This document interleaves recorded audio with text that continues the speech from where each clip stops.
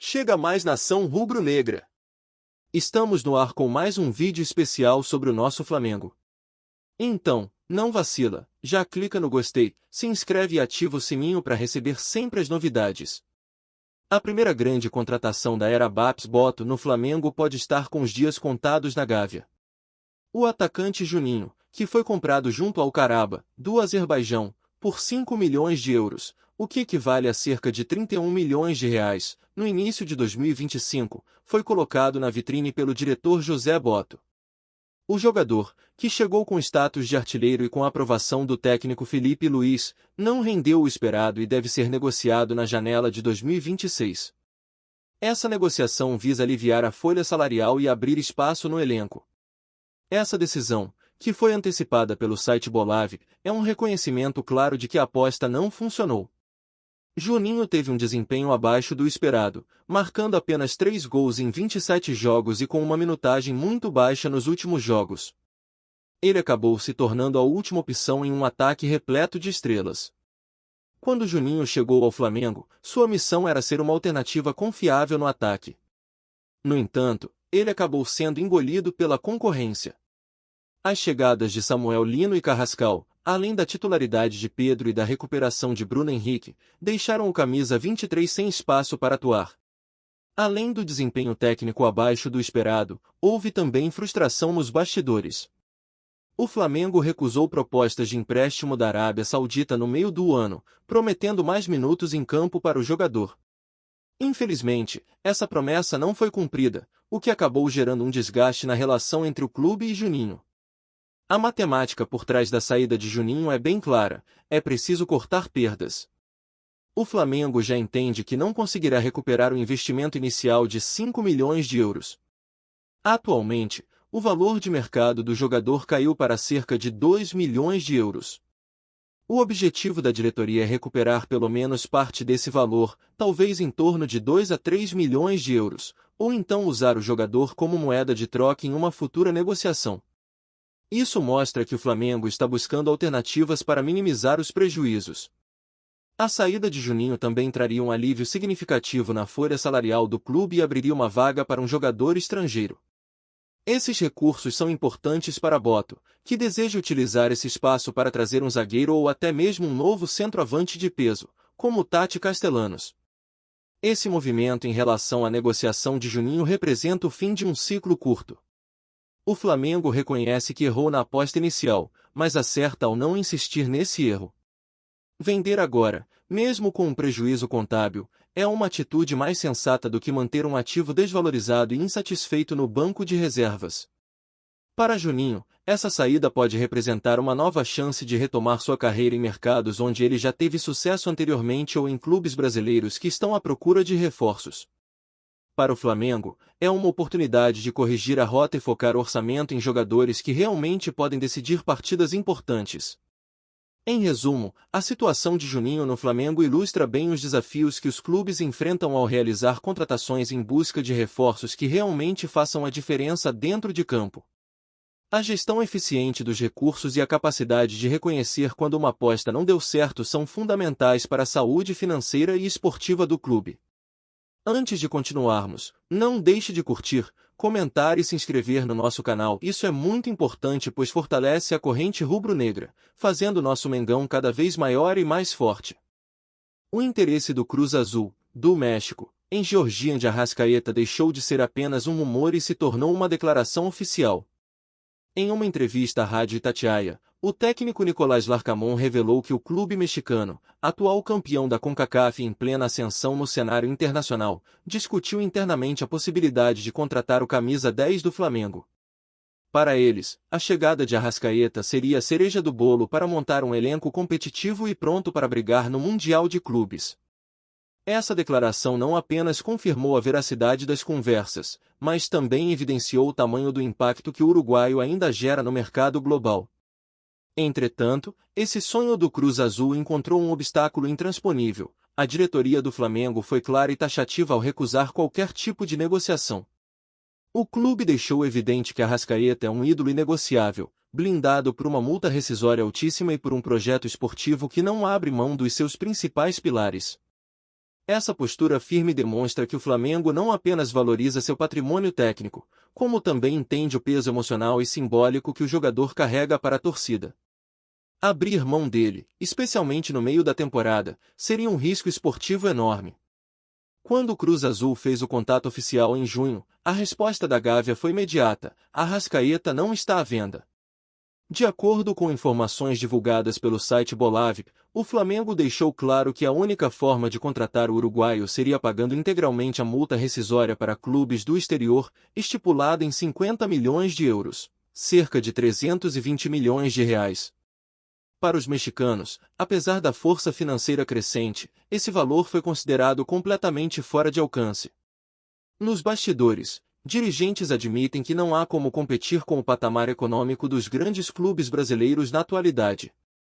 A atitude do Flamengo não serviu apenas para proteger seu principal articulador em campo, mas também enviou um recado contundente ao mercado internacional: o clube não negocia jogadores fundamentais por pressão externa, e muito menos por propostas abaixo do valor de mercado.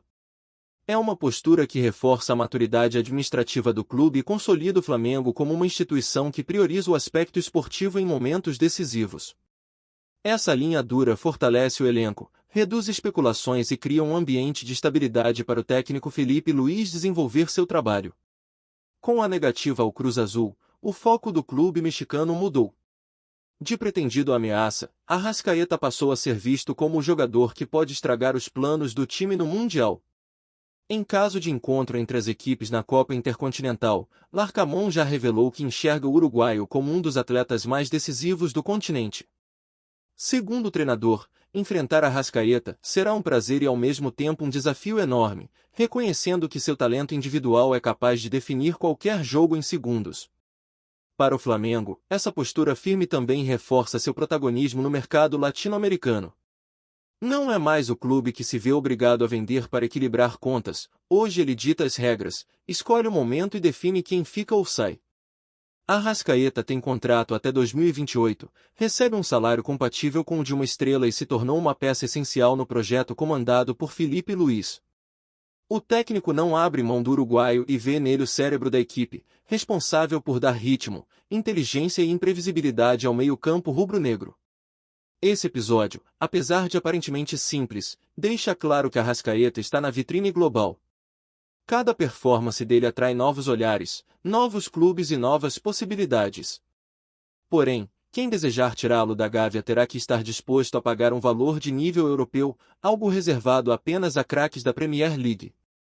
Isso só reforça a estratégia do Flamengo em valorizar seu elenco, mantendo suas principais peças longe de propostas oportunistas e garantindo um ambiente competitivo por vários anos. Enquanto isso, a torcida rubro-negra continua tranquila ao ver seu camisa 10 seguir no clube. Arrascaeta é daqueles jogadores que mudam o humor do torcedor. Quando ele está em campo, a esperança cresce, as jogadas fluem e o time se transforma. A conexão dele com a nação é profunda, construída em finais, gols decisivos e momentos marcantes.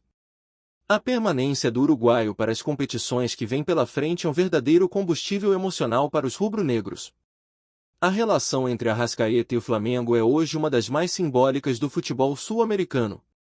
Desde sua chegada, ele se tornou peça-chave em praticamente todas as grandes conquistas recentes do clube. Sua habilidade, leitura de jogo e capacidade de decidir partidas fizeram dele um dos maiores ídolos da história contemporânea do Flamengo. Por isso, manter jogadores desse nível não é apenas uma estratégia esportiva, é também uma forma de preservar a identidade e o padrão de excelência que o clube se propõe a seguir. Por fim, fica claro que a recusa à proposta do Cruz Azul não é apenas um movimento financeiro. É a afirmação de uma filosofia. O Flamengo quer ser grande dentro e fora de campo, quer ganhar títulos, quer montar um elenco estável e precisa, acima de tudo, de jogadores como Arrascaeta para isso. A torcida sabe, a diretoria sabe e o técnico sabe. Enquanto o camisa 10 estiver vestindo rubro-negro, as chances de vitória estarão sempre vivas. Antes de continuarmos, não deixe de curtir, comentar e se inscrever no nosso canal. Isso é muito importante pois fortalece a corrente rubro-negra, fazendo nosso Mengão cada vez maior e mais forte. Luxemburgo não mediu palavras ao analisar essa final de Libertadores e deixou claro que, para ele, o Flamengo chega carregando um peso enorme de favoritismo. E o interessante é que ele não fala isso apenas como um ex-treinador experiente, mas como alguém que vem observando de perto os confrontos recentes entre Flamengo e Palmeiras. Segundo ele, o rubro-negro tem mostrado em campo uma capacidade mais afiada de decidir jogos grandes, especialmente quando a pressão bate forte. Essa confiança vem justamente da repetição de atuações em que os jogadores rubro-negros assumem protagonismo e resolvem, algo que Luxemburgo destaca como determinante para um duelo desse tamanho. A delegação rubro-negra está em Lima desde a quarta-feira, concentrada totalmente nessa partida única que define quem entra para a história como o primeiro clube brasileiro campeão continental pela quarta vez. Esse clima de final única, marcada para o sábado às 18 horas, adiciona ainda mais tensão, porque não existe margem para erro, é tudo resolvido em 90 minutos, ou até em prorrogação, se for necessário. O Flamengo, que chega embalado pela campanha forte no Brasileirão, sabe exatamente o tamanho dessa responsabilidade e vive esses dias de preparação com foco total no momento mais importante da temporada. A boa notícia para o torcedor é que Léo Ortiz está liberado e confirmado entre os titulares pelo técnico Felipe Luiz. Recuperado da lesão no tornozelo direito, ele volta justamente na hora crucial, fortalecendo ainda mais o sistema defensivo rubro-negro. Do outro lado, os desfalques já conhecidos são Pedro, que segue no departamento médico, e Plata, que cumpre suspensão. Mesmo assim, a sensação interna é de confiança, de grupo completo mentalmente pronto para o desafio. José Boto, diretor do clube, reforçou publicamente essa convicção ao afirmar que vê o time maduro para encarar essa decisão em Lima. Segundo ele, toda a preparação foi feita com muita seriedade e entendimento do que representa uma final continental. Esse tipo de declaração, vindo de quem acompanha o dia a dia do elenco, ajuda a moldar o ambiente e fortalece ainda mais a expectativa de uma atuação dominante do Flamengo. E voltando às análises de Luxemburgo, ele fez questão de ressaltar que reconhece a força do Palmeiras, afirmando que se trata de um time de alto nível, estruturado e muito bem treinado. Mas, apesar desse reconhecimento, foi direto ao ponto ao dizer que vota no Flamengo para levantar a taça. Vale lembrar que Luxemburgo tem história com os dois clubes, conhece profundamente o ambiente dos dois lados, e justamente por isso suas palavras ganham ainda mais peso. Ele acredita que o poder de decisão dos rubro-negros será o diferencial no sábado. Essa vantagem emocional e técnica apontada por Luxa encontra eco também no momento atual das equipes. O Flamengo chega embalado, praticamente encaminhando o título brasileiro, enquanto o Palmeiras atravessa uma fase mais pesada, carregando uma sequência de resultados negativos no Campeonato Brasileiro. Em finais, o psicológico pesa, e o rubro-negro parece viver um momento mais sólido, com o elenco confiante e alinhado, o que pode influenciar demais no comportamento dentro de campo. E não foi só Luxemburgo que cravou o Flamengo como favorito. O vidente Luiz Filho também afirmou que as cartas do tarot mostram um cenário mais favorável ao time comandado por Felipe Luiz. Segundo ele, o Mengão aparece com energias mais bem posicionadas para o confronto decisivo, indicando um caminho mais propício para erguer a taça em Lima. O tarólogo ainda comentou que o time paulista pode enfrentar dificuldades envolvendo arbitragem, algo que, segundo ele, aparece de forma sensível na leitura espiritual do jogo. O clima geral antes da final, portanto, é de um Flamengo muito bem avaliado tanto por analistas do futebol quanto por quem trabalha com previsões espirituais. Mas o que realmente importa é que o elenco rubro-negro chega com confiança, foco e a sensação de que essa é uma oportunidade perfeita para colocar mais um título histórico nas prateleiras da Gávea. E tudo isso torna o sábado um dia que promete ser inesquecível para quem veste o manto sagrado. Então é isso, pessoal, ficamos por aqui. Um forte abraço e até a próxima.